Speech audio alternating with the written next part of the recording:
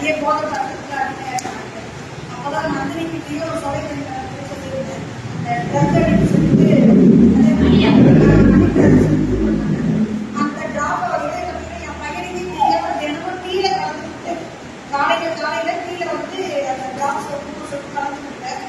இன்னைக்கு ஒரு 1.5 வருஷம் நான் வந்து பார்த்தீங்கன்னா முதல்ல அவங்களுக்கு நிற்க முடியாம கண்ணாடி தருவாங்க.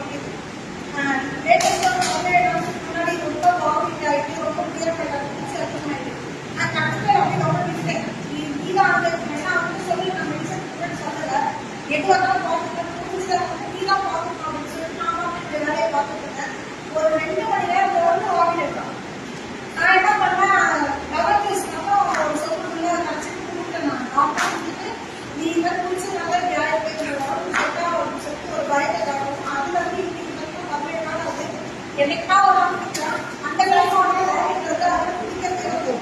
நைட்டெல்லாம் 12 அவங்களால வெயிட் பண்ணுற கதவு சாப்பிட முடியாம எல்லாமே மாறி நான் என்ன பண்ணேன், பசங்களுக்கு இது பண்ணணும் அப்படின்னு சொல்லிட்டு பயந்துட்டே தான் இருப்பேன்.